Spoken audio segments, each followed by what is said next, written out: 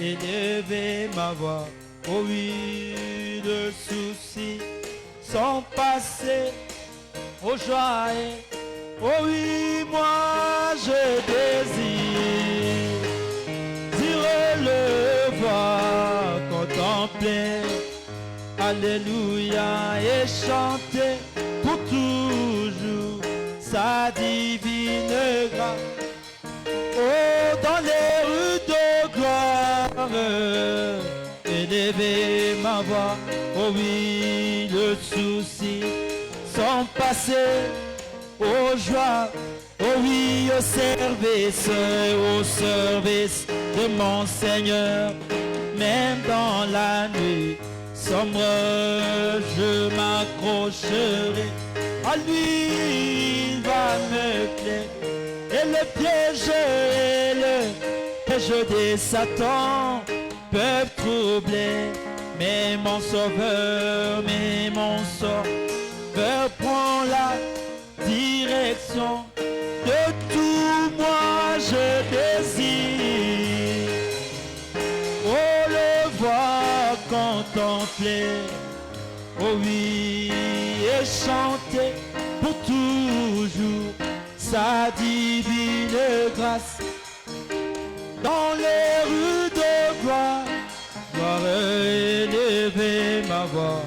Oh oui, le souci sont passés, aux joies éternelles. Que le Seigneur vous bénisse. Que Dieu vous bénisse richement. Je vous salue dans le nom du Seigneur Jésus-Christ. Nous bénissons le Seigneur pour sa grâce. Je le remercie pour ce moment qu'il nous a accordé. Et je remercie aussi les pasteurs pour sa confiance envers nous. Je crois que c'est la première fois pour moi d'être ici. Et de communier aussi avec vous. Je suis le frère Samuel. Samuel Pakabuma. Je viens de Kinshasa. Nous avons aussi une petite église là-bas. Il a plu à Dieu de nous envoyer pour communier avec les frères de l'Est. Que Dieu vous bénisse richement. Je suis content d'être parmi vous. Je suis venu avec le pasteur Muteba. Comme c'est chez lui que je suis logé. Sans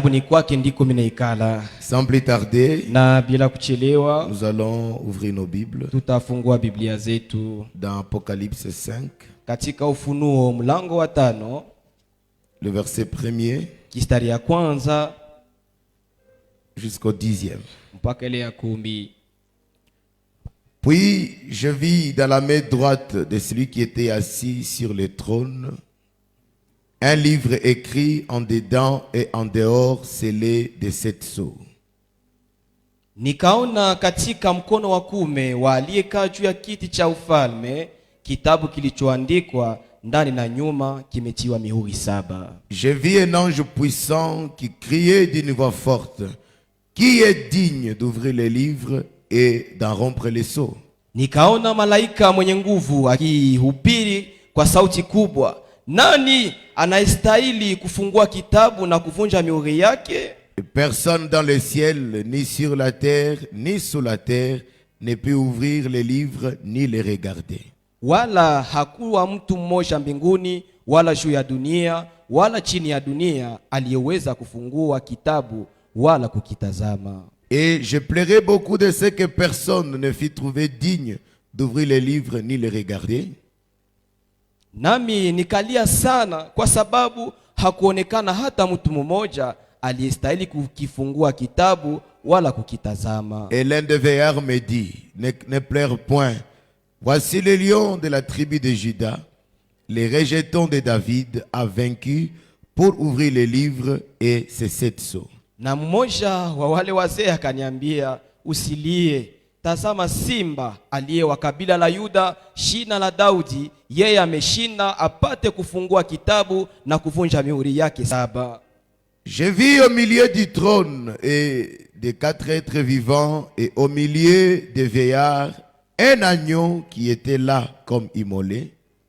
Il avait 7 cornes et 7 yeux qui sont les 7 esprits de Dieu envoyés par toute la terre. Nikaona na tazama katikati ya kiti cha ufalme na ya wale wanyama wenye uhai 4 na katikati ya wale wazee mwana kondoo amesimama. Alikuwa kama amechinjwa, mwenye pembe 7 na macho 7. Ndizo roho 7 za Mungu zilizotumwa katika dunia yote. Il vint et il prit le livre de la main droite de celui qui était assis sur le trône.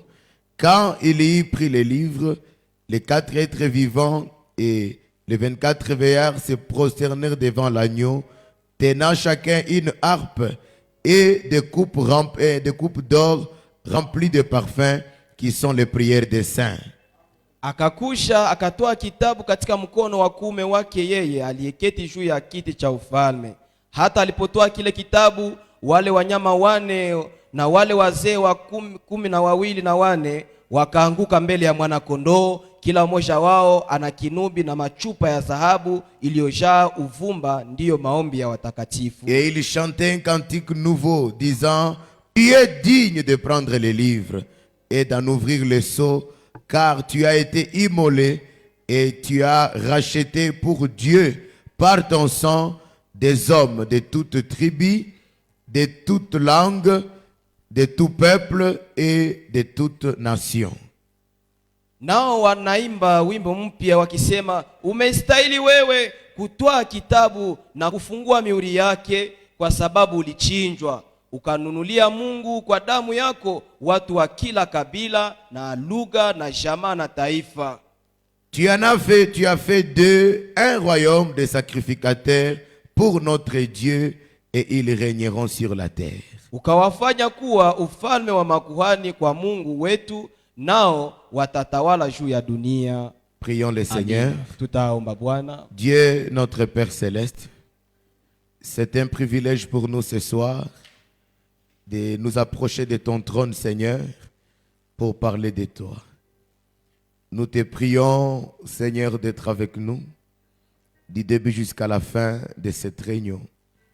Seigneur, que ta grâce nous accompagne. Bénis cette portion de la parole et laisse que nous soyons, ô Dieu, sous l'atmosphère de ton esprit.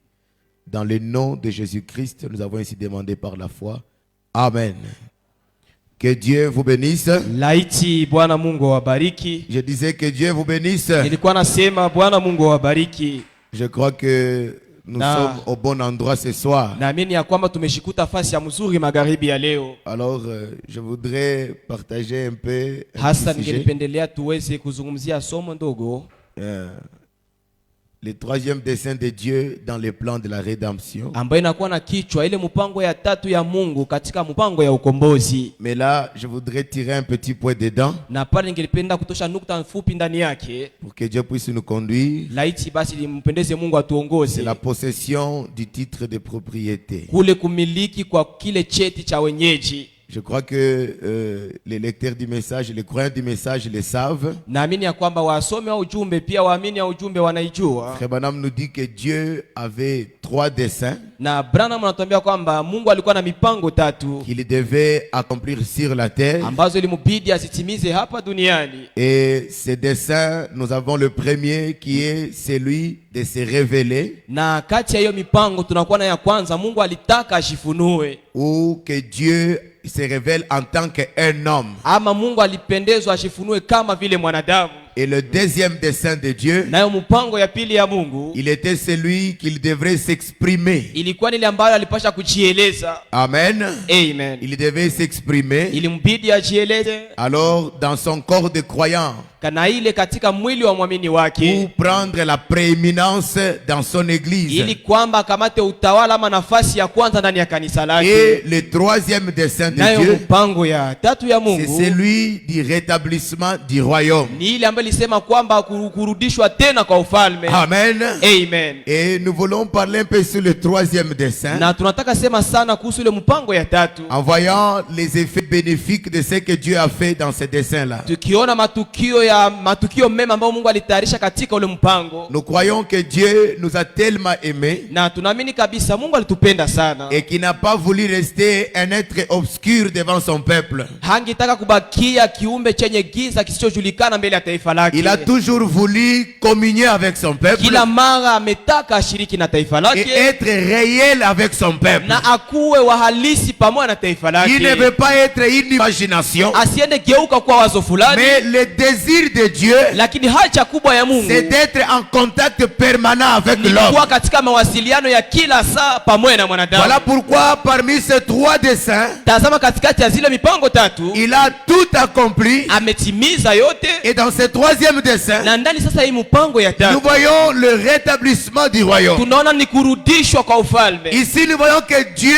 il vient ramener l'homme Hapa tunamo Mungu anarudisha dans mwanadamu la position initiale. katika ile nafasi yake ya mwanzoni. L'homme avait une position Mwanadamu alikuwa na msimamo là-bas au wake commencement. kule kumwanzo, Quand Dieu a créé Adam, Mungu alipomuumba Adam. Frère Branham dit que Adam avait la juridiction de la terre. Ndugu Branham anasema kwamba Adam alikuwa na uwezo, alikuwa na mamlaka juu ya Il dunia, avait l'autorité sur toute la na création. alikuwa na mamlaka juu ya maumbile yote. Adam avait le titre de propriété. Adamu alikuwa na cheti cha wenyeji. Adam avait le pouvoir. Adamu alikuwa na Frère mamlaka. Branham dit qu'il était le Dieu de l'univers. Ndugu Branham anasema kwamba yeye alikuwa ni Mungu wa maumbile Est-ce que nous sommes là? Je Tout crois ce que pas. Dieu avait créé, yote ambayo Mungu aliumba. c'est Dieu avait donné ça sous la juridiction d'Adam. Mungu akaviweka chini ya mamlaka ya Adamu, Et c'est par la chute que Adam a perdu ses pouvoirs. na ni ndani ya anguko Adamu kapoteza mamlaka Et hii, Dieu ayant le dessein en lui, na Mungu akiwa na ndani yake mpango il n'a fulani, pas voulu rester indifférent. hakubakia tu asiyejali vitu, Il n'a pas voulu rejeter l'homme qui est tombé. hakutaka kumtupa mwanadamu ambaye Mais ameshikuka il a voulu ameanguka, récupérer Adam. lakini alitaka mukamate Et tena pour Adamu, le récupérer, na kwa kumkamata tena il doit accomplir ces trois desseins. ilibidi kwanza atimize hizi mipango tatu. Et le premier Nayo dessein, mpango ya kwanza ni il devrait d'abord lui-même se révéler ilibidi kwanza huyu Mungu yeye peke en ashifunue tant qu'un homme. sawa tu vile Et mwanadamu, il l'a fait en Jésus-Christ. na ile aliitimiza ndani ya Yesu Amen. Kristo. Amen. Parce que la Bible dit, Sababu Biblia inasema le Fils est l'image du Dieu invisible. kwamba mwana yeye ni picha ama sura ya Mungu asiyeonekana. Est-ce qu'on peut dire amen à ça?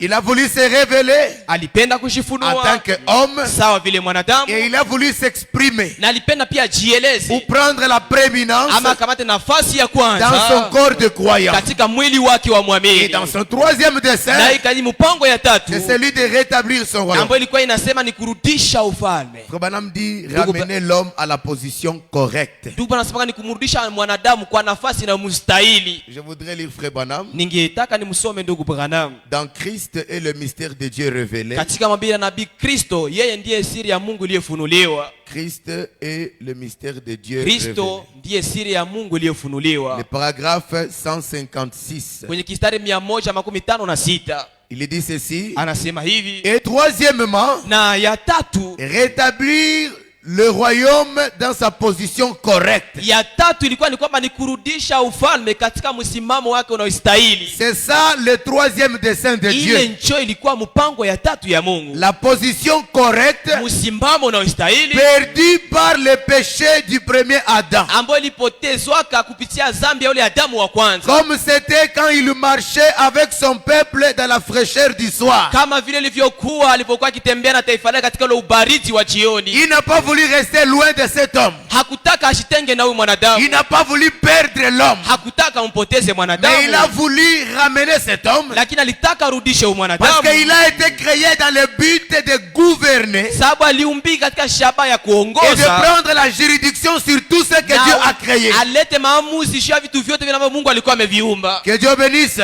Bwana Mungu Le wabariki. but pour lequel Dieu nous a créés, Shababu liacha Mungu anatuumba c'est de prendre l'autorité sur tout ce que Dieu a ni créé. kutawala kila kitu kenye Mungu aliumba. L'homme n'a pas été créé pour être inférieur à toute création. Mwanadamu hakuumbiwa shua kwa mtu wa chini kwa chini ya maumbile L'homme yote. est supérieur à chaque créature. Mwanadamu ni mtu wa yulu sana kwa kila kiumbe. Et c'est le péché qui a fait perdre cette position. Na ni dhambi ndio ilimtosha kwa ile nafasi. Mais le Dieu qui est riche à Lakini miséricorde, Mungu ambaye ni mwingi wa rehema, il est venu accomplir le dessein qu'il avait en lui. alikuwa timiza ile mipango ambayo alikuwa anaficha ndani Il est venu yake. ramener l'homme à la position correcte. Amekia kumrudisha mwanadamu kwa nafasi inayomstahili. Cela veut dire, Maana yake l'état du péché, wakati ya dhambi c'est une position perdue. ni nafasi iliyopoteza ama ni Mais mstari quand l'homme uliopotezwa. revient à Christ, Sasa mwanadamu il anaporudia kwa retrouve la Kristo position correcte. anapata nafasi yake inayomstahili. Que Dieu Amen. bénisse ce soir. Bwana Mungu awabariki magharibi ya leo. Merci Seigneur Jésus. Asante Bwana Yesu. Il dit, Anasema, écoutez le prophète, sikilizeni nabii, rétablir le royaume dans sa position correcte. kurudisha ufalme katika msimamo wake unaostahili, Perdu par le premier Adam. uliopotezwa kupitia Adamu wa kwanza, Comme c'était quand il marchait avec son peuple dans la fraîcheur du soir. kama ilivyokuwa alipokuwa akitembea na taifa lake katika ile baridi ya jioni, Parler avec eux akisema pamoja nao et fraterniser avec eux. na akishiriki pamoja nao. Maintenant, dans Apocalypse chapitre 5, deuxième partie, Katika Ufunuo mlango wa 5 sehemu yake ya pili paragraphe 93, kistari cha 93, Frère Branham pose la question. ndugu Branham anauliza,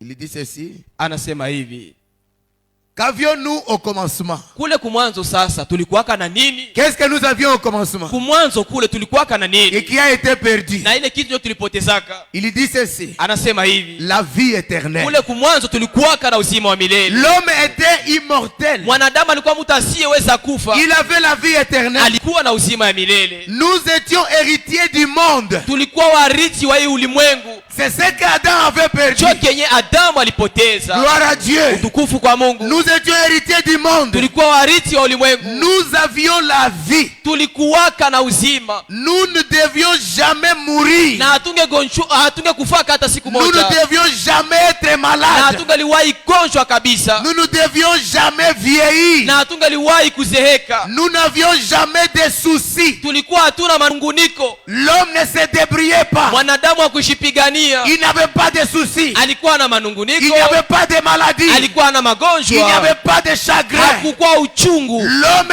avait tout dans sa perfection. Mwanadamu alikuwa na mambo yote katika ukamilifu wake, Tout était bon. yote ilikuwa nzuri. Amen.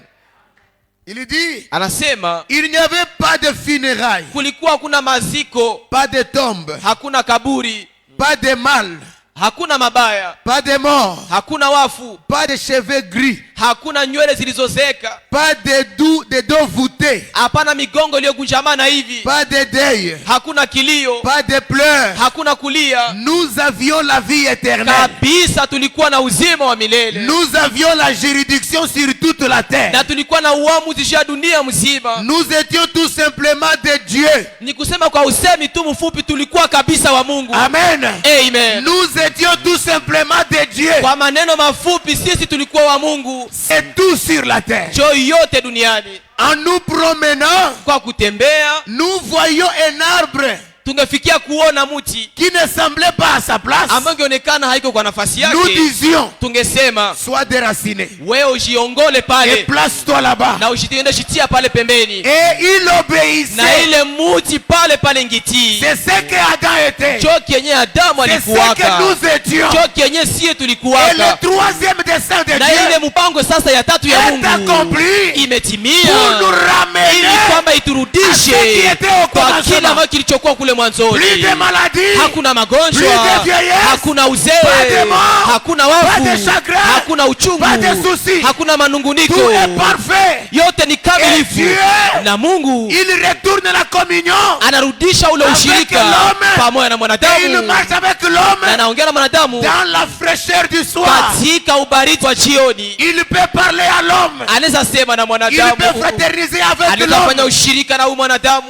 Ça, ce sont les effets du troisième dessein de Ile ni Dieu. madhara ya hii mpango ya tatu ya Mungu. Oh, gloire à Dieu. Lo, utukufu kwa Mungu. Je peux continuer à lire, n'est-ce pas? Naweza endelea kusoma, nadhani ni hivyo. Il dit, Anasema si les vents soufflaient kama upepo ungelikuwa unavuma et hivi que nous n'en voulions pas, na kisha hatungelipenda kisi unatusumbua vile et que nous n'en voulions pas, na kisha hatutaki kisi upepo iko navuma hivi, les vents commencent à souffler. upepo inaanza kuvuma, J'ai dit, bon, mais ce vent me dérange beaucoup. unasema kabisa hii upepo inanisumbua. Alors toi, vent, Sasa tais-toi. wewe upepo shimamia pale. C'est ce qu'Adam était. Jo kenye Adamu On alikuwa. pouvait dire silence, Tukisema kimya, tais-toi. nyamaza, Et il obéissait. naye alikuwa anatii. Qu'est-il venu faire?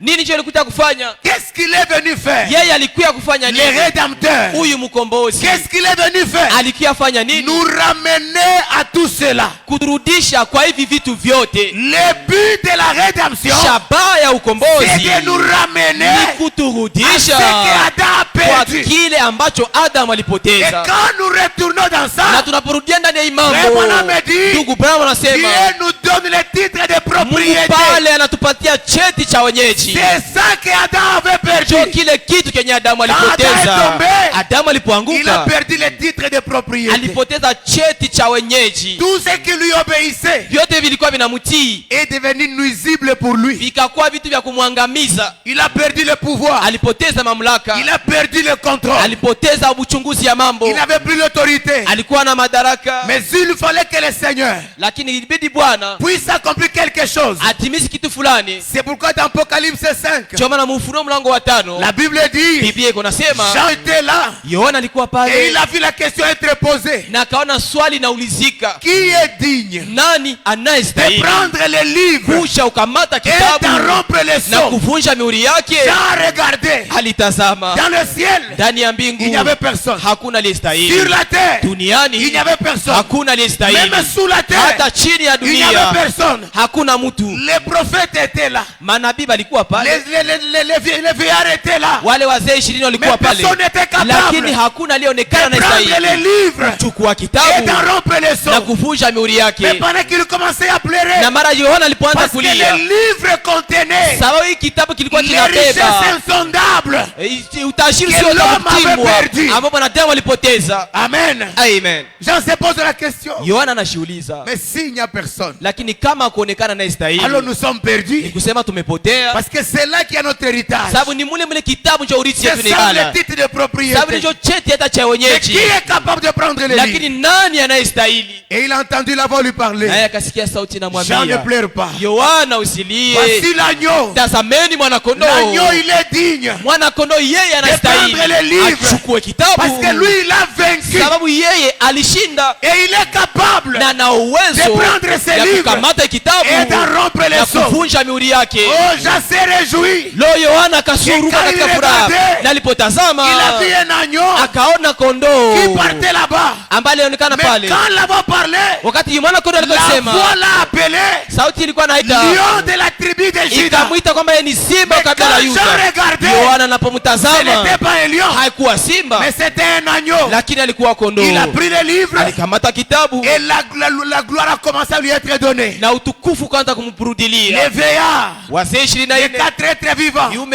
vinne Tous wenye ceux qui hai étaient là-bas vyote vilivyokuwa commençaient mbinguni à l'adorer. vilianza kumsifu. oh, l'honneur soit rendu à toi. Lo, sifa Qui est zikurudilie. capable l'agneau? Na mwana kondoo Qui est comme anastahili. toi? Nani cheko sawa Qui a wewe? vaincu? On a Umeshinda. commencé à l'élever. Walianza kumuinua Mais il n'a pas kabisa, gardé ce livre là-bas au ciel. lakini hakuacha kile kitabu kule. Ces livres-là Kile ne kitabu devaient pas rester au ciel. hakingepashwa ikala Parce que mbinguni, ces livres sababu hicho kitabu devraient retourner kilipashwa au kurudi propriétaire kwa ule originel. mwenye nacho wa mwanzoni. Merci Seigneur Jésus. Asante Bwana. C'est là que nous voyons maintenant, Ni hapo ndio tunaona dans sasa Apocalypse 10, katika Ufunuo mlango wa qu'il 10 descend avec kwamba le livre. anashuka na Il kitabu, vient maintenant anakuya pour sasa retourner les ili livres arudishe kitabu entre les mains d'Adam. kati ya mikono ya Adamu, Parce que ces livres, sababu hicho kitabu Adam l'avait perdu. Adamu alikipoteza, Mais lui, il est capable. naye anakuwa na de uwezo prendre les ya livres. kukamata Il a kitabu. pris les livres. Alikamata kitabu, Maintenant, il doit descendre. sasa lazima ashuke, Parce que la rédemption,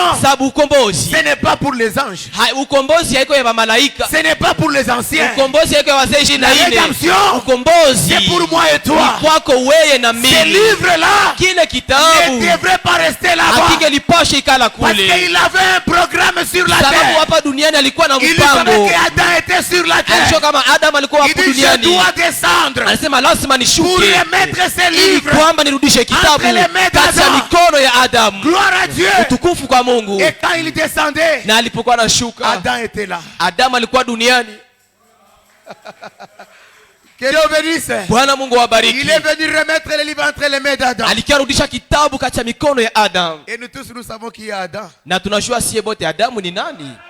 Nous tous, nous savons, n'est-ce pas? Na sisi tunajua kabisa ni C'est vile William kabisa. Branham. Ni William Branham. Le livre est venu Kitabu kilishuka entre les mains d'Adam. kinatiwa mu mikono ya Un Adamu. livre est ouvert. Kitabu kile kiko Et wazi. quand il descend, Na anaposhuka après avoir pris les livres, kisha kukikamata il n'est kitabu, plus un agneau. yeye pale haiko tena Il kondoo, vient comme lion anakuwa kama simba pour réclamer son ili héritage.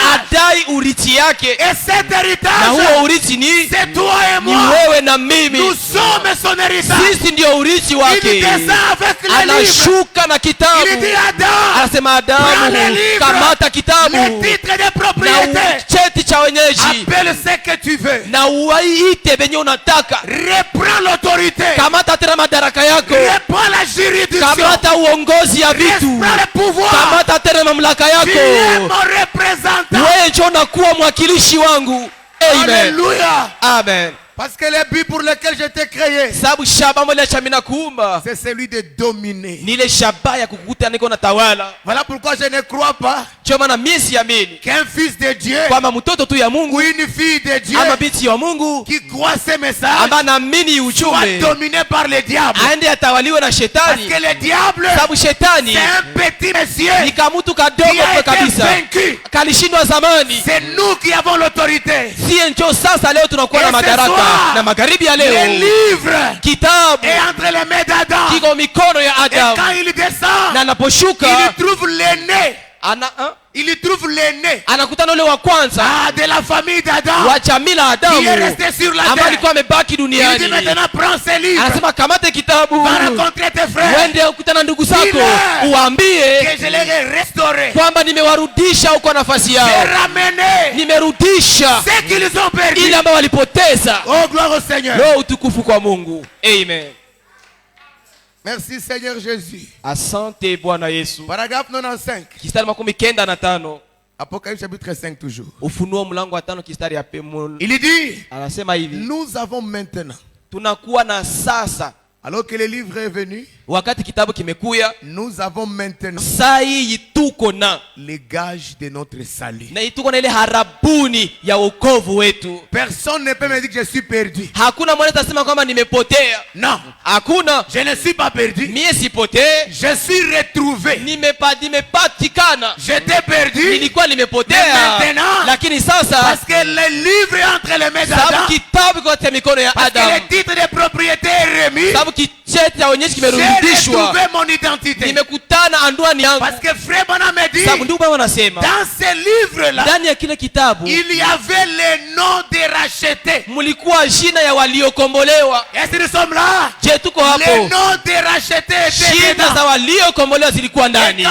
Adam a pris le na livre Adamu alipokamata et kitabu qu'il a commencé à na manifester, à kaanza parler, kusema hivi, quand il a commencé à parler, alipoanza kuita les rachetés ont waliokombolewa commencé à entendre les wakaanza noms. kusikia jina zao Ce n'était pas le nom zikiitwa. de Kambale, Haikuwa jina ya Kambale, pas le nom de Kasereka. hapana jina za Kasereka, Cette épouse ni jina ya ule C'est bibi cette harusi, semence ni hiyo mbegu qui kule était en Dieu yenye ilikuwa naikala ndani ya avant la Mungu, fondation na du ile monde. mbele ya kuweka misingi ya celle qui ulimwengu, était prédestinée wale à walioteuliwa kwa recevoir kupokea ile la kitu, lumière du soir. kuipokea ile nuru ya jioni, C'est celle-là. ni wale pale. Quand Adam a commencé à parler, Sa Adamu alianza kuita, elle a commencé à écouter la voix. wakaanza kusikia sauti, Même là où, là où nous étions, hata kule kwa tulikuwa tunatokea dans les dénominations, mu madhehebu, dans le péché, ndani ya zambi, dans n'importe quoi. haizuru kitu gani Mais après kile, avoir écouté la voix, lakini kisha tukusikia sauti, nous avons compris tukaelewa que kwamba notre place, kwa nafasi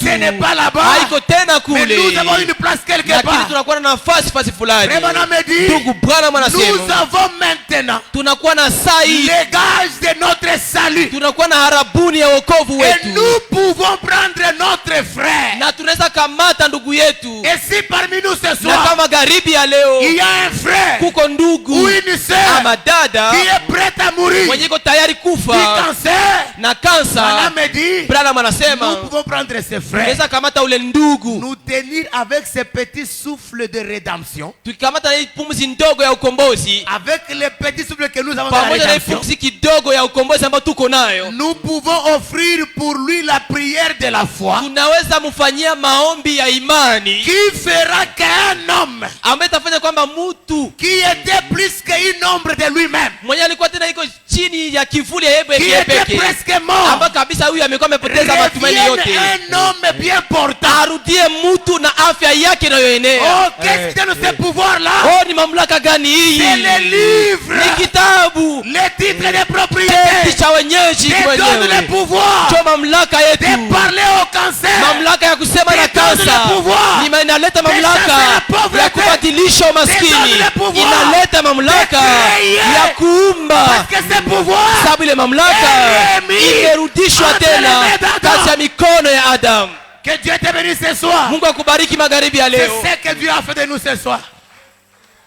Voilà pourquoi ce message Tazama sababu gani hii ujumbe n'est pas venu pour des petites choses. haikukuya shabu vitu wa chini chini, C'est pour de grandes choses. ilikuya vitu vikubwa kubwa, Parce que notre Dieu, sababu huyu Mungu wetu c'est un grand Dieu. ni Mungu mkubwa. Amen. Amen. Merci Seigneur. Asante Bwana. Il dit, Anasema avec ces petits souffles pamoja na kapumuzi kadogo, de la rédemption, kapumuzi kadogo ka ukombozi, je peux prendre mon frère naweza kamata ndugu yangu qui se meurt du cancer mwenye iko naangamia na kansa, et je fais la prière de la foi. na mimi namfanyia maombi ya imani Sans pour autant beaucoup crier. bila kulalamika hata sana, Mais en parlant lakini seulement, kwa kusema tu je dis Satan, nasema shetani, il y a 2000 ans, kunapita miaka 2000 tu as été vaincu. wewe ulishindwa, Tu n'as pas de pouvoir. hauna hata mamlaka. Sors maintenant. Toka sasa, Et il partira. na huyu shetani ataenda Parce que quand il zake, va te regarder, na sasa atakutazama, il verra Adam restauré. atakuwa akimwona Adamu aliyerudishwa, Il va comprendre. atafikia kuelewa Comment ça, kwamba c'est Adam? huyu ni Adamu. Oui. Parce Hiyo que Adam sababu a Adamu le pouvoir de alikuwa na créer. mamlaka ya Il a kuumba, le pouvoir de ana parler. mamlaka ya kusema. On ne doit pas nous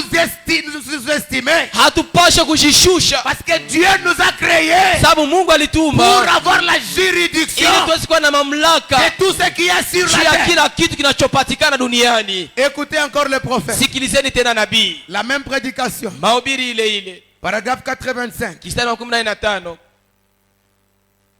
Écoutez. Sikilizeni, Il dit, anasema voyez-vous, naona élevé au-dessus des ombres, menuliwa yulu ya vivuli, des titres de la grâce, hiyo cheti cha neema un avant-goût. ni ile tu muonjo kidogo Nous avons maintenant tunakuwa nayo sasa, le gage de notre héritage complet. tunakuwa na harabuni ya urithi wetu unaoenea. L'héritage n'est pas incomplet. Urithi wetu haiko nye haienei, L'héritage est complet. urithi inaenea, Parce que sababu tu Dieu a déjà arraché Mungu amekwisha kunyanganya les racines qui étaient plongées dans les choses du monde, ile mizizi iliyokuwa imezama katika ulimwengu, ce qui nous traînait encore dans le péché. vilivyokuwa vikituzubaza katika zambi. Dieu les a arrachés. Mungu amevitosha. Est-ce que nous sommes là? Je, tuko hapo Et kabisa, il nous a plantés na ameenda kutupanda dans les lieux célestes. katika pahali pa mbingu, Il nous a arrachés ametuongola dans le monde. ndani ya ulimwengu, Et il nous a na plantés ameenda kutupanda dans les lieux katika célestes. pahali pa mbingu. C'est là que nous sommes bénis. Pale njo kwenye C'est tunabarikiwa, là que tu es un pale créateur. njo kwenye wewe unakuwa C'est là muumbaji, que tu as le ni pouvoir. pale njo unakuwa na mamlaka, C'est là que tu es le maître de la nature. ni pale njo unakuwa Bwana wa maumbile. Amen. Et il nous a plantés Na ametupanda dans le lieu plus haut. katika pahali pa juu sana, Il m'a élevé. ameniinua sana, Il m'a planté. amenipanda, Il m'a transformé amenigeuza en retirant de moi kwa kutosha ndani yangu les choses du monde. ile mambo yote ya ulimwengu. Il a ôté les racines, Ameondoa hiyo mizizi, les branches et tout. ile matawi na vingine Il vyote, m'a sorti de l'argile boueuse amenitosha katika hiyo matope ya udongo, de la vieille boue du péché. amenitosha katika ile matope ya zamani ya Il dhambi, m'a planté. na amenipanda. Est-ce que nous sommes là? Je, tuko hapo? Au sommet du mont Sion, Amenipanda kwenye kilele cha mlima wa où Sayuni, je suis assis mahali ambako na keti dans les vergers des saints. katika hiyo pali patakatifu, Et bien-aimé de Dieu, na nikiwa mpendwa wa Mungu. il fait de moi Amenifanya le kuwa, bien-aimé de Dieu. amenifanya nikuwa mpendwa wa Voilà Mungu. le but Tazama du shabaha troisième dessein de ya Dieu. ile mpango ya tatu ya C'est de Mungu, faire de toi ni kukufanya wewe le ukuwe bien-aimé du Seigneur. mpendwa wa Bwana. Il nous a mis au-dessus Ametupanda juu sur le mont Sion. juu ya mlima Sayuni, Oui, ndiyo dans les vergers des saints. katika ule uwanja wa takatifu. Oui, Ndiyo il dit, anasema, nous sommes maintenant des citoyens de ce royaume. na sasa pale tunakuwa wakaaji wa ule Nous ufalme. ne sommes plus étrangers, Hatuko tena wageni, mais nous sommes maintenant lakini hapa les tunakuwa citoyens de ce royaume. wakaaji wa Cela veut ufalme. dire, Maana yake nous sommes dans ce royaume. kusema tuko ndani ya ule ufalme. Amen. Il dit, frères et sœurs, Anasema wa ndugu na dada, cela fait de nous des frères et sœurs en Jésus-Christ. ili natufanya sisi kuwa wa ndugu na dada katika Kristo. Toute la corruption, Ile ujanja yote, la saleté uchafu et yote la méchanceté na ukali wote ayant été ôtés de nos esprits, vikiwa vimetoshwa katika roho zetu, nos corps sont lavés mili zetu zimeoshwa avec de l'eau pure pamoja na maji et safi, nos cœurs sont aspergés du sang du na Seigneur mioyo yetu inanyunyuziwa na damu, et le Saint-Esprit y demeure na kisha Roho Mtakatifu anaikala ndani avec sa brise soufflant, pamoja na ule uwepo wake unaopuliza, sa brise qui souffle dans nos branches, pamoja na ule nguvu zake zinazotumika katika le njia long du yetu, chemin, kwa mwendeleo wa njia, nous pressant, ikitusukuma nous poussant ikitusukuma, et nous amenant à bien prendre racine na Roho Mtakatifu anaenda akitusukuma, akitufanya kama tu mizizi yetu iingie mzuri, et à nous enfoncer profondément. na akitufanya kwamba tuingie kwa kilindi Et sana. madame pose la Ndugu question, Branham anauliza swali, n'est-ce pas merveilleux? hizi ni kitu kitukufu? Cela est Hili merveilleux. kabisa ni jambo Il tukufu. dit, Anasema, voilà les gages de notre salut. tazama harabuni ya wokovu wetu. Amen. Harabuni ya wokovu wetu Fais de nous inatufanya sisi les kuwa bien-aimés du Seigneur. wapendwa wa Bwana. L'Esprit de Dieu en nous, Roho wa Mungu ndani yetu, cela enfonce les ili racines. nafanya mizizi yetu ingie Nous kwa kilindi. devenons Tunageuka les kuwa citoyens de ce royaume. wakaaji wa huu Parce qu'il ufalme, est venu sababu yeye pour amekuja rétablir le ili kwamba royaume. arudishe tena Et quand il ufalme, rétablit le na royaume, anaporudisha ufalme, automatiquement, pale pale nous devenons tunageuka les citoyens wakaaji de ce royaume wa là. huo ufalme, Et dans ce na royaume, ndani ya ule il ufalme nous donne la juridiction. anatupatia mamlaka.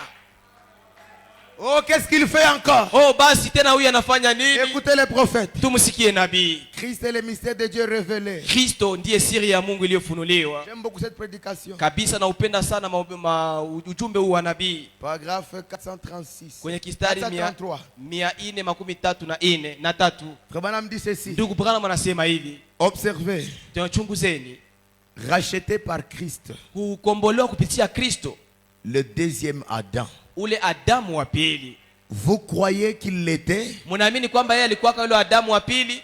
Là-bas aussi, l'assemblée dit Amen. Kule pia kusanyiko likasema amina. Il rentre à la maison, Anarudi nyumbani en Éden, huko Edeni, avec sa femme déchue, pamoja na mke wake aliyeanguka, qui a maintenant été rachetée, ambaye kwa sasa amekwisha kukombolewa, ramenée à la maison. amerudishwa nyumbani. C'est Christ. Ni Kristo Dans l'église, ndani ya kanisa. aujourd'hui, Leo il ramène sa femme là-bas.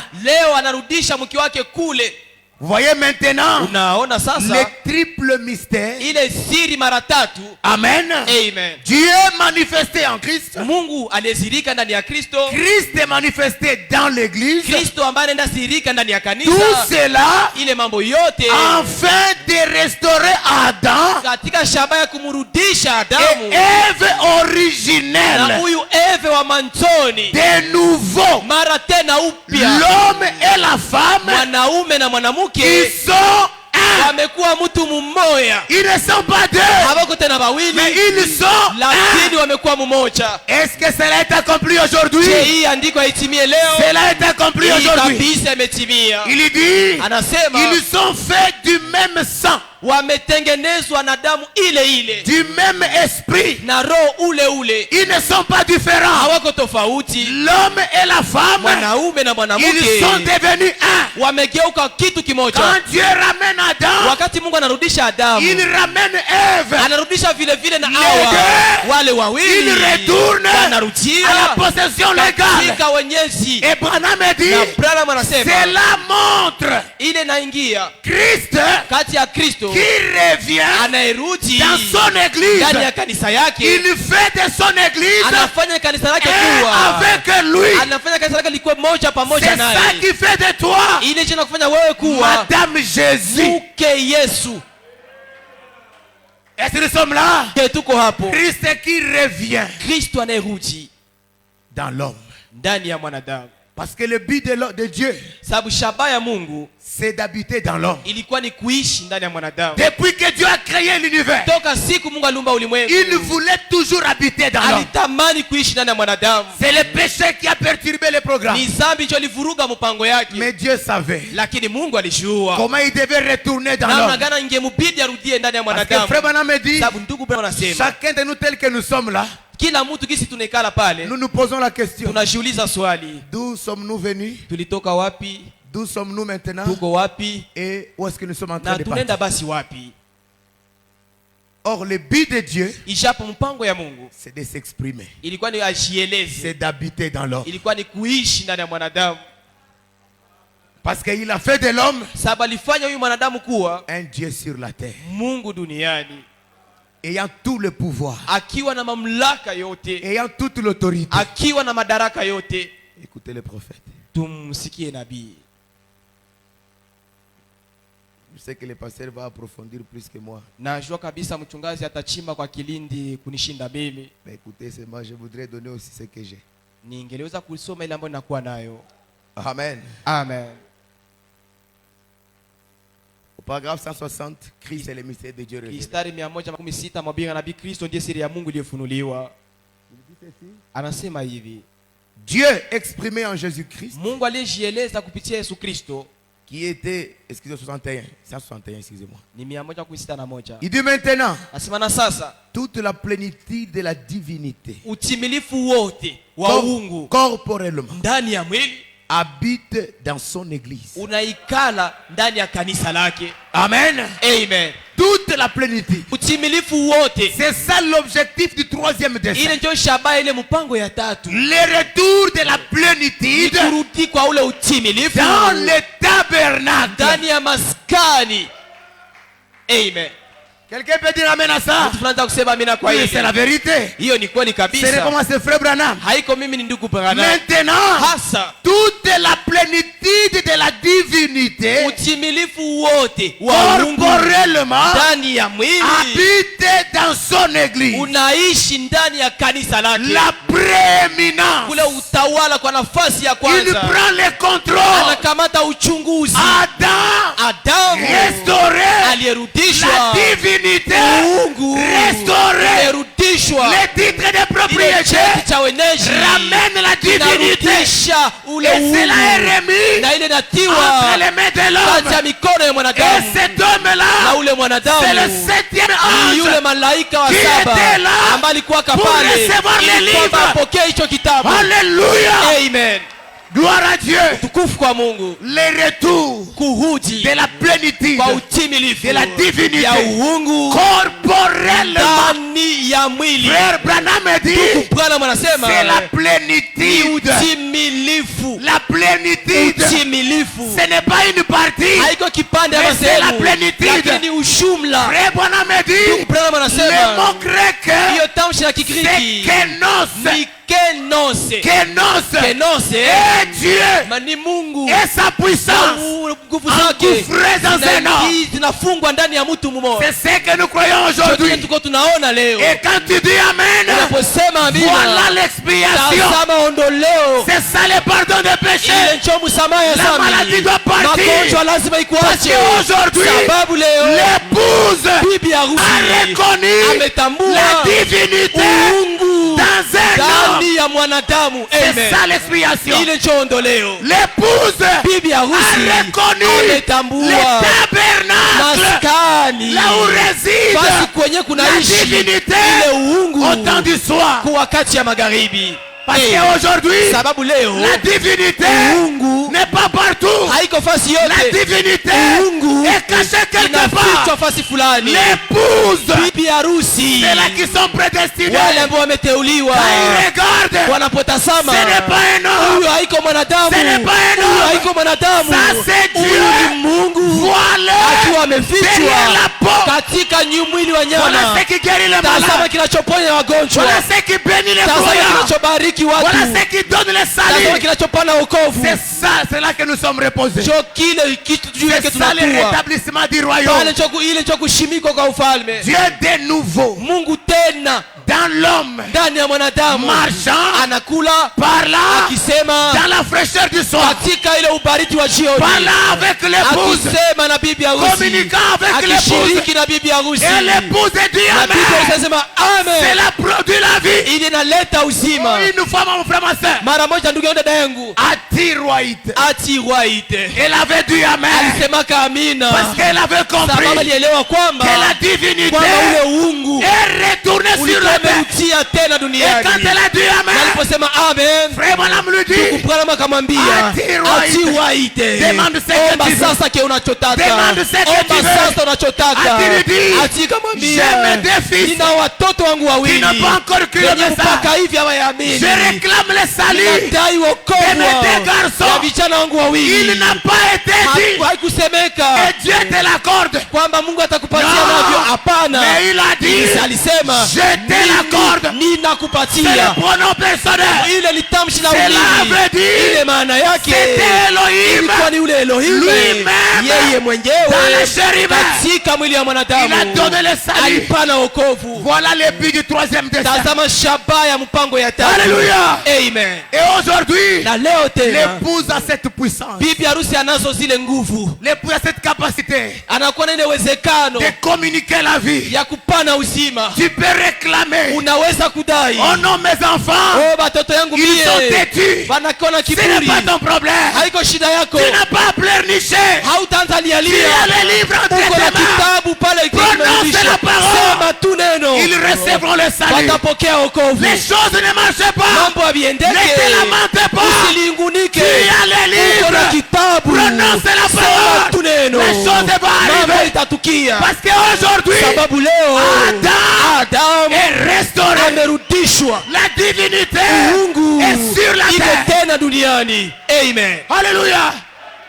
Merci Seigneur Jésus. Asante Bwana La Yesu. divinité Uungu sur la terre. duniani. Atiroite a bénéficié Atiroite italifaidika na ile uungu à cause d'un amen. sababu tu ya amina yake, À cause d'un amen. sababu tu ya amina Atiroite a bénéficié. Atiroite akafaidika. Et toi aussi, Na wewe sasa quand tu as cru ce message, unapoamini hii ujumbe, tu as dit amen umesema amina à la voix du kwa septième sauti ange. ya malaika wa Oh, saba. laisse-moi te dire, Acha nikwambie, chaque bénédiction kila baraka qui est liée inayofungamanishwa à ce glorieux kwa hii message, ujumbe mtukufu, cela ile t'appartient. ni yako. Amen. Cela est pour toi. Ile ni yako Tu kabisa. dois les récupérer. Unapaswa Tu kuikamata, dois prendre ça. unapaswa C'est kuikamata. votre Ile possession. ni miliki yako, C'est ma ni possession. umiliki yangu. Cela Ile m'appartient. ni yangu, Cela ile ni t'appartient. yako. Cela Amen. t'appartient. Ile ni yako, Cela est pour toi. ile ni yako. Tu n'as pas à te lamenter. Haupaswi nungunika, Tu n'as pas à pleurer. haupaswi anzalia, Tu n'as pas à te soucier. hauna Parce que nous manunguniko, sommes retournés sababu tumerudishwa dans les lieux katika où il n'y pahali avait pas de soucis. kwenye manunguniko haikukuwaka. Amen. Alléluia. Nous sommes rentrés Tumerudia Dans ces royaumes-là, mwile ufalme là où il n'y a pas de soucis, kwenye manunguniko haiko, pas de maladies, hakuna magonjwa, pas de gémissements, hakuna kunugugua, pas de chagrin, hakuna uchungu, pas de pleurs, hakuna kulia, il n'y a que la joie. furaha tu nje iko kule. Ici, Hapa l'homme devient mwanadamu anakuwa le maître suprême. Bwana wa juu. Alléluia. Amen. Oh, moi je n'ai pas le ministère. Oh, mie sina huduma, Je ne sais pas prier pour les malades. sishiombea wagonjwa. Non, Bongo, tu peux le faire. unaweza ifanya. Amen. Tu peux le faire. Unaweza Parce ifanya. qu'on a dit ici à Sababu l'agneau, alisema hapa kwa mwana kondoo, tu as racheté. umekomboa. Oui. Ndio. Est-ce que je peux voir ça? Je naweza tena kuipata. Et il chantait un cantique, verset 9, Apocalypse 5. Na ilikuwa kistari akina Ufunuo mlango wa 10 wa 5 samahani. Et il chantait un cantique nouveau Na waliimba wimbo mpya en disant, wakiwa wanasema, tu es digne de Una- prendre le livre unastahili et d'en ouvrir le sceau. kukamata kitabu na kuvunja mihuri yake, Car tu as été immolé sababu ulichinjwa et tu as racheté na ukaweza kukomboa pour Dieu. ukakombolea Mungu, Pour Dieu, ukakombolea Mungu par ton sang, kupitia damu yako des hommes de toutes tribus. watu wa kila makabila. C'est inconditionnel. Ni haina masharti, Tout le monde kila mtu doit bénéficier de cette grâce. anapasha faidika na Les hizi. hommes de toutes tribus, Watu wa kila kabila, de toutes langues, wa kila lugha, tout peuple wa kila taifa et toute nation. na kila taifa Mais kabisa. après le rachat, Lakini kisha ukombozi, qu'est-ce qu'il a fait de nous? ni Mungu ametufanya sisi tukuwa wa Après nani? le rachat, Kisha ukombozi, tu as fait d'eux Mungu wewe umewafanya kuwa un royaume ufalme des ya sacrificateurs makuhani pour Dieu. kwa ajili ya Mungu, Et ils régneront na sur la terre. watatawala duniani. Est-ce que c'est moi qui ai écrit ça ici? Je miejo niliandika hii maneno, Ce n'est pas moi, c'est Dieu. haiko C'est maneno Dieu. yangu, ni Mungu huyu, C'est Dieu. ni Mungu. Après le rachat, Kisha il ukombozi fait de nous anatufanya sie un tunakuwa royaume ufalme des ya sacrificateurs. bakuhani, Non seulement na ça, hapana tu bakuhani, mais nous régnons sur la lakini terre. tunatawala sasa kudunia. Amen. C'est le temps de régner, n'est-ce pas? Njoo wakati ya kutawala hii Oui, c'est le temps de régner. kabisa, njoo wakati hii, C'est le temps de régner. njoo wakati hii ya kutawala, maintenant. ni saa hii. Voilà, me dit, je m'étonne. Brana anasema mimi nashangala Le fils et les filles de Dieu wana na binti za Mungu qui sont nés pour être fils et filles de Dieu. wenyewe walizaliwa kusudi bakuwa wana na binti za Mais ils Mungu, vivent en dessous de leurs privilèges. lakini wanaishi chini ya majaliwa yao, En se considérant des pécheurs. wakishiona kwamba ni watenda dhambi. Mais c'est grave. Lakini ni ya kushangaza hii, Alors que Dieu a tout fait. ishapo Mungu amefanya yote, Tu n'as plus à te lamenter. hauna tena na kunungunika. On n'a plus à se débrouiller. Hatupashe shipigania. Adam ne se débrouillait pas. Adamu hakushitafutia ama kushipigania, Tu n'as pas à te débrouiller. haupashe shipigania. Reconnais ta position. Jua tu nafasi yako. Qui es-tu? Ha?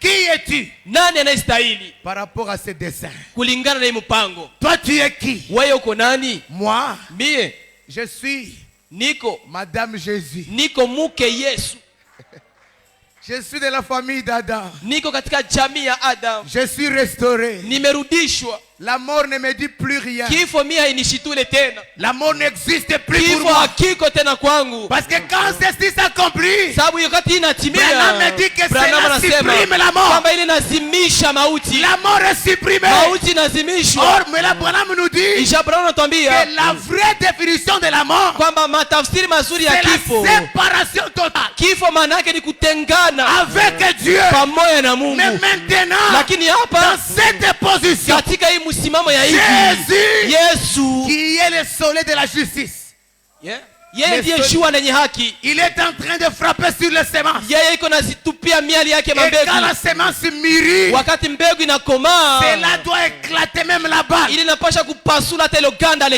doit lenyewe, sortir. inapasha toka Et yenyewe. cela veut dire que la semence est morte? Na ile nataka kusema mbegu imekufa? Non. Hapana, La semence n'est pas morte. mbegu haijakufa. Ici, Hapa même la mort est supprimée. hata kifo chenyewe kinafutwa. Ah, comment? Namna Ce gani? n'est pas moi. Mie haiko mimi nilivisema. Je lis la dernière écriture, Na usoma usomi wa mwisho, la dernière citation. andiko la mwisho, mamtasho wa mwisho. Que Dieu bénisse. Vous aimez le poète, n'est-ce pas? Mnampenda nabii, si ni vile? Amen. Que je lise encore. Nisome tena. 436. 436 kistari. Pardon, prenons d'abord 434. Tukamate kwanza 434. Oui. L'église Kanisa. est le sang de Christ. Kanisa alo ndilo damu ya Kristo. Amen. Les Éphésiens Maskani ya Waefeso et le sang de Christ. nyie njo damu ya Yesu Kristo. Alléluia. Par l'esprit. Kupitia roho. Parce que la vie est dans le sang. Sababu uzima unaikalaka ndani ya damu. C'est le baptême du Saint-Esprit. Ni ubatizo wa Roho Mtakatifu. C'est ce baptême qui nous fait rentrer dans son corps. Ni ile ubatizo jina tufanya turudie tena katika mwili yake. Et qui ne reconnaît rien d'autre que son corps. Na ambao haitambue kitu kingine isipokuwa tu mwili yake. Sa chair. Mwili wake. Sa parole. Neno lake. 436. 436 kistari. Il dit remarquez. Asema tambueni. Il a racheté. Ameweza kukomboa. La reprend auprès de lui et rentre à la maison. Anamchukua karibu naye na kurudi naye kwa nyumbani. C'est quoi rentrer à la maison? Kurudi nyumbani maana yake nini? Anasema un retour à la vie éternelle. Ni kurudia kwa ule tena uzima wa milele. Dans un corps humain. Katika mwili wa mwanadamu. Rentrer à la maison. Kurudia nyumbani. C'est le retour. Ni kurudia de la vie éternelle. Kurudia ule uzima wa milele. Ukiwa ndani ya mwili wa nyama. Amen. Amen. Sikilizeni. Haiko mie ni ndugu Branham tu huyu. Je vous aime beaucoup parce que vous aimez la parole. Nawapenda sana sababu nyie mnapenda neno. Que Dieu vous bénisse richement. Laiti Bwana Mungu awabariki sana. Il dit, anasema il a racheté. Ameweza kukomboa. Virgule. Mkato. La prend. Anamkamata auprès de lui. Karibu naye. Et rentre à la maison. Na anarudia nyumbani. Virgule. Mkato. Un retour à la vie éternelle. Kurudia tena kwa uzima wa milele. Dans un corps humain. Katika mwili wa mwanadamu ama wanyama. Qui mange. Mwili ambayo iko nakula. Qui boit. Inayokunywa. Qui vit éternellement. Ambayo inaishi milele. Alléluia. Amen. Un corps humain. Mwili ya mwanadamu. Qui mange. Inayokula. Qui mange les birai. Inakula birai. Et les maragi. Nayo maragi. Mais lakini ile mwili à l'intérieur, ndani ya ile mwili il y a la vie éternelle. Kuna uzima wa milele. À l'intérieur, ndani ya ile mwili le Dieu de l'univers, ule Mungu wa umbaji wa maumbile anaishi ndani ya moyo. Il est sur son trône. Iko kwenye enzi lake. Et il règne na anatawala sur ce trône là. Juu ya ile mwili. Il donne la vie éternelle. Anapana uzima wa milele. Oh mon frère, ma soeur, ne te sous-estime pas. Usijizarau. Tu peux regarder un païen et lui communiquer la vie. Na unamupatia uzima. Oui. Ndio. Oui. Ndio. Oui. Ndio. Tu peux le faire. Unaweza Oh ifanya. non, il ne croit pas le message. Oh, yaamini ujumbe. Nous avons des jumelles. Sie tuko na hiyo miwani. On peut détecter. Tunaweza kuona darubini, tunaweza ona mbali, Celui-ci est encore ignorant. Huyu akingali bado hajashishua huyu. Seigneur, Bwana, je veux qu'il croie le message. nataka huyu amini ujumbe. Et tu le laisses. Na unamwacha. 2 mois après, miezi tu 2 baadaye, tu le vois entrer ici. Unamuona akiwa anaingia humu ndani. Il faut tester votre foi comme ça. Inabidi kuwa napima imani yako vile. Amen. Amen. Écoutez le prophète. Tumsikie nabii. Je reprends ça. Na irudilia tena. Il rachète son épouse. Anamkomboa huyu bibi harusi wake. Il prend cette épouse auprès de lui. Anamkamata huyu bibi harusi na kumtia pembeni yake. Et rentre à la maison. Na anarudia nyumbani. Un retour à la vie éternelle. Kurudia kwa ule uzima wa milele. Dans un corps humain. Katika mwili wa mwanadamu. Qui mange. Mwili yenyewe iko nakula. Qui boit. Inayokunywa. Et qui vit éternellement. Na tena naishi milele. Les dénominations regardent. Mazebu wanaangalia. Ils voient un blanc et un américain. Wanaona mtu mzungu mwanamerika. Ah, c'est un homme comme nous frères. Ni mwanadamu sasa yeye. Oui, c'est un homme comme nous. Ndio, ni mwanadamu sasa nyinyi. Mais il n'est pas comme tout le monde. Lakini haiko sawa watu yote. Amen. Est-ce que nous sommes là? Je tuko hapo. Écoutez. Sikilizeni. 442, je termine. 442. dans nos esprits pour la prière. Naongoza roho zetu katika anga ya maombi.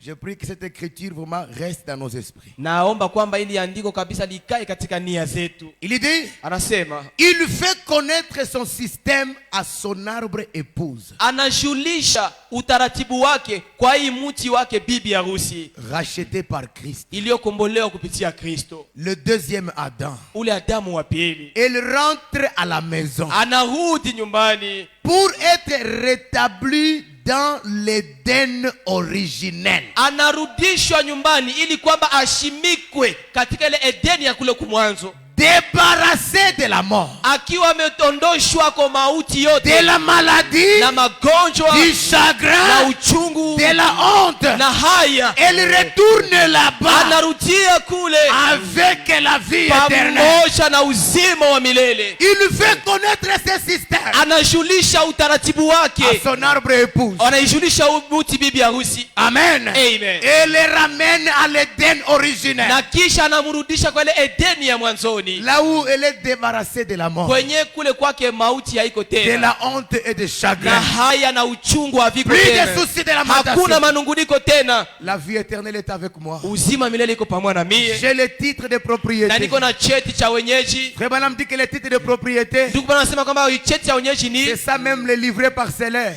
ile ndio hata karatasi ya kiwanja. C'est ce qui te donne le pouvoir d'avoir l'autorité ya kuwa na madaraka sur tout ce qu'il y a sur la terre. ya kila kitu kinachoikala duniani. C'est ça le titre de propriété. Hiyo ndio cheti cha wenyeji. C'est ça que nous avons reçu aujourd'hui. Ile ndio si leo tumepokea. Et avec ça, na pamoja na ile Branham nous dit ceci.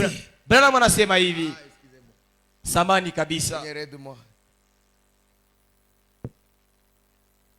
Jésus-Christ est le même aujourd'hui éternellement. Mwambie nabii Yesu Kristo ni ule jana na hata milele. 112. 112 kistari. Frère Branham dit ceci. Ndugu Branham anasema hivi. Satan, anasema shetani, nous nous tournons vers toi. Tunakugeukia sasa. Ici maintenant, hapa quand l'homme reconnaît, alors que nous sommes rentrés avec le titre de propriété, Frère Branham me dit, on ira vers Satan. Nous allons lui dire, nous nous retournons contre toi. Satan, nous retournons vers toi. Ce grand séducteur, philosophe intelligent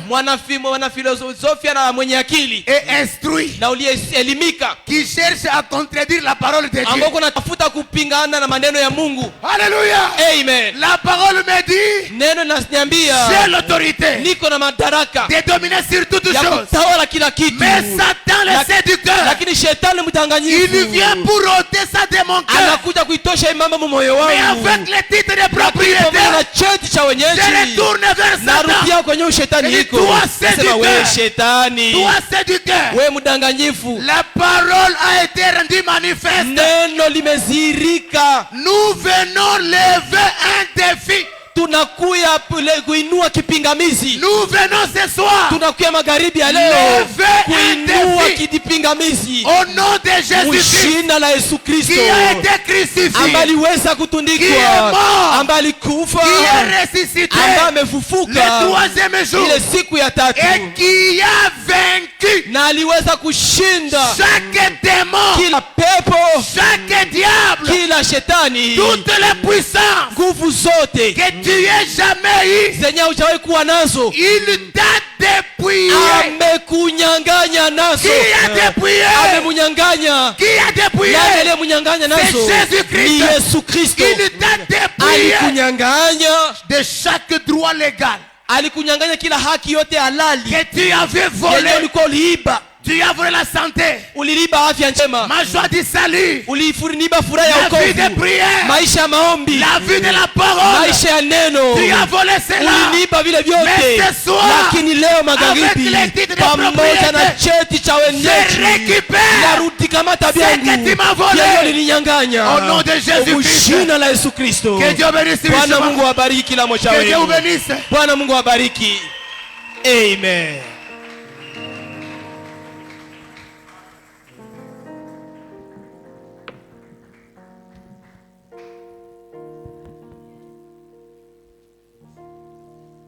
Applaudissons la parole. Tutalishangilia neno. Alléluia. Amen. Le titre de propriété est restauré. Cheti cha wenyeji kimerudishwa. Amen. L'époux et l'épouse sont rentrés à la maison Bwana harusi na bibi harusi wamerudi nyumbani avec la vie éternelle. pamoja na uzima wa milele. Mettons-nous debout pour adorer le Seigneur. Tutaweza kushimama ili tuweze kumwabudu Est-ce que Bwana. vous avez apprécié cela? Je kabisa umefurahia jambo lile? Le troisième dessein mystère Ile mpango ya tatu ambayo ni mpango siri qui a été restauré. ambayo ilikuwa imerudishwa. Amen. Amen. Voilà, nous allons chanter et adorer le Tazama Seigneur. tutaweza kuimba na kumwabudu Bwana. Conduis-nous dans une chanson. Atatuongoza katika wimbo. Amen, amen. Amen. Je me réjouis nuit et jour comme je marche en pèlerin, car dans toute ma vie je vois la main de Dieu.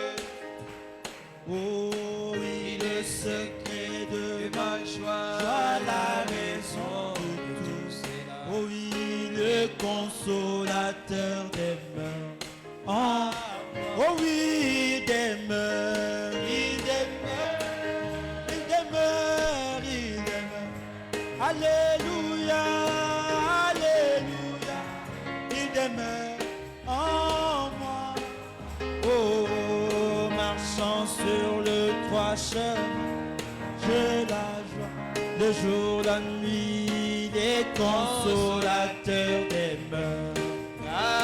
Oh oui, il demeure, il demeure, il demeure. Oh oui, alléluia, il demeure en moi.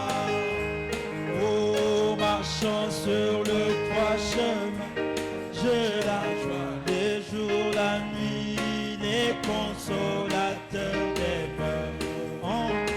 Oh oui, je vivais dans le péché, n'ayant point de paix en moi, jusqu'au jour où j'y comme Jésus mourut. Oh, puis je tombais à ses pieds, et l'esprit m'est rempli, les consolateurs demeurent. Oh oui, il demeure. Il demeure, alléluia, alléluia, il demeure à moi. Oh, marchant sur le droit chemin, j'ai la joie des jours, la nuit, les consolateurs demeurent. Il demeure, il demeure. Alléluia, alléluia, il demeure à moi. Oh, marchant sur le droit chemin, j'ai la joie le jour, la nuit, le consolateur demeure. Chacun de nous a ce pouvoir-là. Kila mmoja wetu anakuwa na ile mamlaka Parce que le septième ange, sababu yule malaika wa il a saba révélé le livre au peuple. amefunulia taifa kitabu, Et cette révélation nous a donné chacun de posséder ce titre. na ile ufunuo imepatia kila mmoja wetu cheti cha Ce wenyeji. titre, c'est le Saint-Esprit. Hicho cheti ni Roho C'est la Mtakatifu, divinité dans votre ni cœur.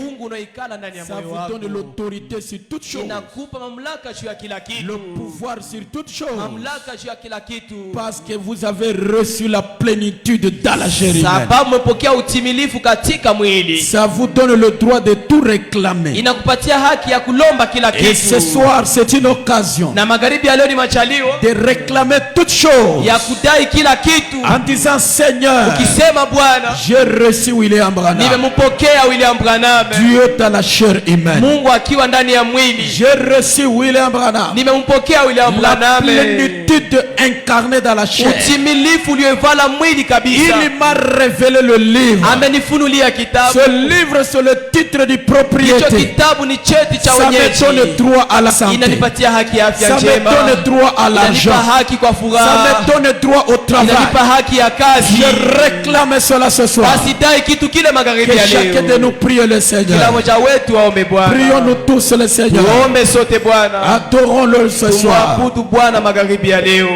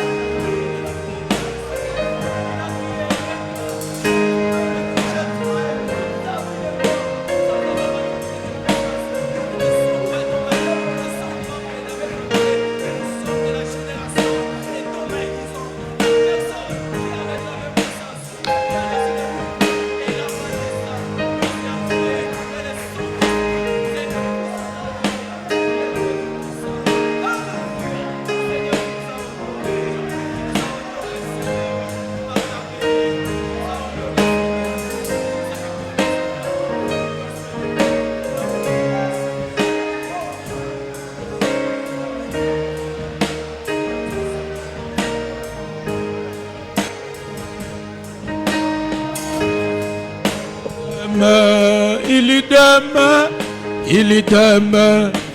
Alléluia, il demeure à moi. Ma chance sur le droit chemin, j'ai la joie le jour, la nuit. Le consolateur demeure à moi, il demeure. Il demeure, il demeure, alléluia, il demeure à moi. Oui, ma chance, il le droit, j'ai la joie les jours, la nuit. Le consolateur demeure à moi. Merci beaucoup, Seigneur Dieu Tout-Puissant, pour ta parole. Merci pour cette merveilleuse inspiration. Le troisième des saints mystères, la restauration du royaume. Nous croyons les citoyens de ce royaume ce soir. Nous croyons donc posséder le titre de propriété de notre héritage.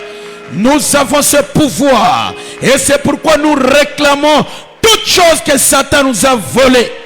La santé, l'argent, le travail, les maisons, les véhicules. Nous réclamons tout cela au nom de Jésus-Christ. Et qu'il en soit ainsi. Parce que nous confessons notre foi dans la plénitude de la divinité faite chair dans William Branham. Au nom de Jésus-Christ. Amen. Et le Seigneur Dieu vous bénisse. Avez-vous apprécié la parole de ce soir? Amen. Amen. Voilà, nous serons là avec le pasteur Samuel pendant 2 semaines. Amen. Amen. Est-ce que ça vaut la peine d'être avec lui? Voilà, que Dieu vous bénisse et qu'il continue à l'inspirer. Je vais vous présenter notre pasteur. C'est le pasteur Muteba. Il peut approcher, saluer l'église. Applaudissez pour le pasteur. Que le Seigneur vous bénisse. Dieu vous bénisse encore. Nous sommes ravis de communier ensemble ce soir. Comme le pasteur Moussa a dit, je réponds au nom de Muteba. Muteba Mukulu. Nous avons une petite assemblée qui vient de commencer du côté de l'Unigom.